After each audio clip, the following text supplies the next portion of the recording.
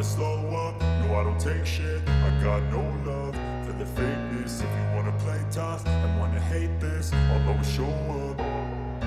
I don't ever slow up, no I don't take shit. I got no. Marquez bersaudara, dewa penolong Morbidelli saat crash dalam tes World Superbike. Beberapa pembalap MotoGP menjadi sorotan akhir-akhir ini, tepat sebelum dimulainya pramusim di Sepang, karena mereka hadir dalam uji coba terbuka yang diadakan oleh kejuaraan dunia Superbike di Portimao. Beberapa bintang, seperti Marquez bersaudara yang akan memperkuat Gresini Racing, atau para pembalap VR46 Academy, seperti Francesco Bagnaia, Marco Bezzecchi, atau Luca Marini, yang dipimpin oleh Valentino Rossi mengaspal di lintasan Portugal, Marquez Alentas dan salah satu murid pembalap legendaris Italia, Franco Morbidelli, menjadi tokoh dalam insiden keras. Tak lama setelah pukul 14.30 sore waktu setempat, Marshal WSBK mengibarkan bendera merah. Karena kecelakaan yang melibatkan Morbidelli, aksi dilanjutkan kurang dari 20 menit kemudian ketika bendera hijau dikibarkan lagi. Seolah-olah tidak terjadi apa-apa, tetapi ada beberapa momen yang menegangkan. Tim kami dapat menjelaskan lebih detail, dan melaporkan bahwa Morbidelli terjatuh di tikungan ke-9. Pembalap baru Pramac ini kehilangan kendali atas Panigale V4S-nya setelah tanjakan Portimao yang terkenal itu. Marquez bersaudara, yang berada tak jauh darinya, datang membantu. Kepala pembalap Italia itu terbentur. Setelah mendapat pertolongan darurat dari Marc dan Alex Marquez, ia harus dibawa ke pusat medis dengan ambul. Kami melaporkan bahwa hasil tes menunjukkan tidak ada yang serius, tidak ada patah tulang. VR46 Academy kemudian mengkonfirmasi kabar tersebut. Setelah menjalani pemeriksaan dan beristirahat sejenak, ex-rider pabrikan Yamaha itu dapat kembali ke pitbox, tetapi tak tampil lagi di lintasan. Pada malam harinya, tim Pramac mengonfirmasi bahwa Morbidelli bermalam di rumah sakit Faro, hanya sebagai tindakan pencegahan. Meskipun tes medis awal menunjukkan hasil yang baik, tes saat itu dipimpin oleh Toprak Razgatlioglu dengan motor WSBK barunya, BMW. Tepat di depan Nicolo Bulega, pembalap baru Aruba.it Ducati. Sejauh ini, ia menjadi pembalap yang dominan di pramusim. Keduanya mencatat waktu di bawah rekor sirkuit World Superbike, dengan pembalap Turki mencatat waktu 1:39.225.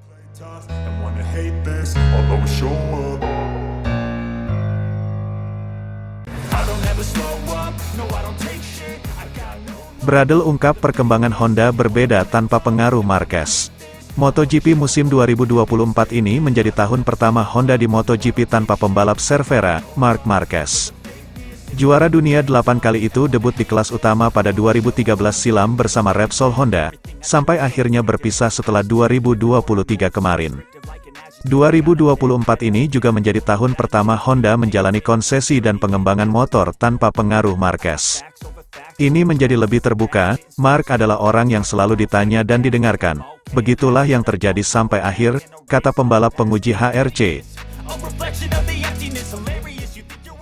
Sekarang kami mendapat banyak masukan dari pabrikan lain melalui Zarco dan Marini, dan itu sangat penting. Dan mereka memberitahu kita apa yang baik dan buruk bagi kita. Kami mendapat tanggapan pertama, dan lebih banyak lagi yang akan datang di Sepang, sambungnya. Kemudian dimulai, lalu kita bisa mengembangkan bagian-bagian baru yang akhirnya performanya terlihat di lap time. Prosesnya sedang berjalan, namun memerlukan waktu dan tidak dapat dilakukan dalam semalam. Itu akan memakan waktu beberapa bulan, jelas pria Jerman itu. Saya mempunyai pengalaman dengan motor dan saya membantu membentuk pengembangan dari Jepang. Sebagai seorang pembalap, saya tidak punya banyak pengaruh terhadap arah mana yang akan dituju. Saya hanyalah sebuah blok bangunan kecil dengan pernyataan saya. Semuanya harus cocok satu sama lain dalam kelompok tim penguji sehingga Anda dapat mengetahui arah mana yang Anda tuju. Pada akhirnya, yang terpenting adalah hasil waktu lap. Saat ini kami tidak dalam posisi untuk menetapkan waktu lap yang baik, akui Bradl. Selama tes kami di Jerez pada bulan November, kami memilah apa yang dicoba oleh para pembalap pada suatu hari di Valencia. Baik itu Zarco, Marini atau Mir, tanggapannya positif.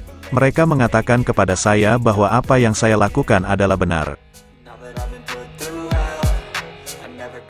Komentar kami setuju, tentu. Saya orang pertama yang membuat pernyataan ketika mencoba sesuatu yang baru. Saya mengatakan apa yang saya maksud atau rasakan. Setiap pengemudi mempunyai cara berbeda dalam mendeskripsikan atau menyampaikan sesuatu. Namun di atas kertas pada akhirnya sama saja. Penting bagi kami untuk memiliki pemahaman yang sama. Hal yang sama terjadi pada Mark di masa lalu. Kita harus mengambil keputusan yang sama secara bersama-sama, tidak sembarangan. Kalau tidak, para teknisi akan menjadi gila, terangnya. Tes Sakedon dan pramusim akan dimulai pada awal Februari nanti di sirkuit Sepang, Malaysia.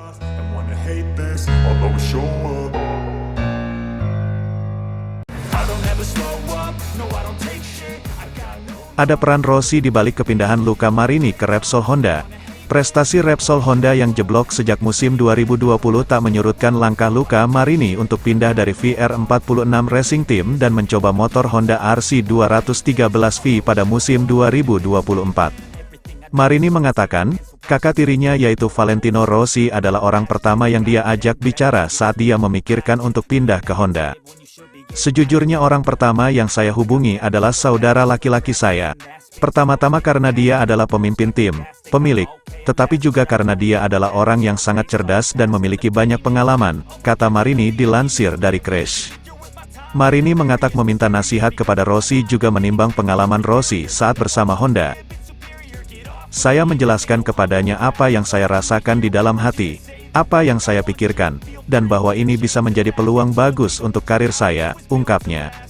Bersama dengan Akademi VR46, dengan manajer saya, dan dengan Honda, kami mulai berbicara dan dari percakapan itulah semua ini terjadi, kata Marini. Marini cukup optimistis memulai babak baru bersama Repsol Honda, meski dia sadar tugasnya tak mudah sebab Honda terpuruk cukup lama sampai kemudian ditinggal oleh Marc Marquez ke Ducati. Menurut Marini langkahnya saat ini sudah tepat. Dia menggambarkan keputusan ini seperti bergabung dengan raksasa sepak bola Spanyol, Real Madrid atau Barcelona. Saya rasa saya adalah pebalap yang tepat untuk Honda saat ini dan saya juga berpikir, bagi saya, Honda adalah tim yang ideal karena ini adalah mimpi, katanya. Ini seperti bermain untuk Real Madrid atau Barcelona. Saya pikir saat ini, saya hanya bisa berkembang. Saya harus bersabar dan memberi waktu pada diri sendiri, ujar Marini.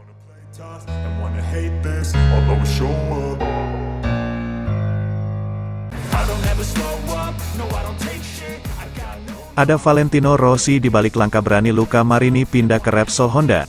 Janji podium sudah diumbar. Valentino Rossi berperan cukup besar dalam meyakinkan Luca Marini untuk mantap pindah ke Repsol Honda.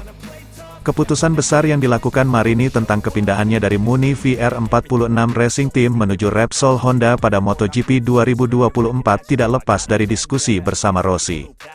Marini menuturkan bahwa The Doctor adalah orang pertama yang ia hubungi saat ia sudah berencana ingin keluar dari tim VR46. Peluang masuk ke Repsol Honda langsung dipikirkan pembalap 26 tahun itu setelah mengetahui langkah besar Marc Marquez ke Gresini Ducati. Ada beberapa alasan yang membuat Marini langsung berpikir untuk membicarakan niatnya pindah kepada Rossi. Sejujurnya, orang pertama yang saya hubungi adalah kakak saya, Rossi, Red, kata Luca Marini. Terutama karena dia adalah bos tim dan pemilik tim. Namun selain itu, juga karena dia adalah orang yang memiliki kecerdasan yang luar biasa dan banyak pengalaman, tandasnya. Marini berdiskusi dengan juara dunia 9 kali tersebut tentang alasannya ingin pindah sampai tentang kemungkinan kelebihan dan kekurangan yang akan ia alami jika pindah dari skuad Ducati. Dia ingin menemukan jati dirinya tanpa harus selalu dilekatkan dengan embel-embel adik Valentino Rossi. Bak gayung bersambut, Rossi pun tidak ingin membelenggu sang adik dan membebaskannya untuk meniti jalan karirnya sendiri. Saya menjelaskan kepadanya apa yang saya miliki dalam diri saya, bahwa saya pikir ini bisa menjadi peluang untuk karir saya, untuk hidup saya, jelas Marini. Bersama Akademi VR46, dengan manajer saya, dan Honda, kami mulai berbicara. Dan dari percakapan itu semuanya berkembang, tambah dia. Efek Rossi dalam transfer Marini ke Repsol Honda diduga kuat juga besar.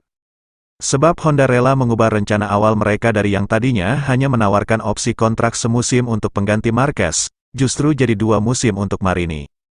Sekarang, PR besar Marini adalah menjawab tantangan sebagai pengisi kekosongan kursi Marquez di tim berlogo sayap tunggal tersebut. Jawabannya jelas tidak mudah, Namun pembalap asal Italia itu sudah menegaskan bahwa dia tidak akan terpengaruh sebagai pengganti Marquez dan akan bekerja dengan caranya sendiri dalam membantu mengembangkan motor RC213V. Sejujurnya, saya tidak perlu meyakinkan siapapun, tegas Marini. Pada saat itu, sebelum diumumkan, tidak banyak pembalap yang masuk dalam daftar untuk naik Honda.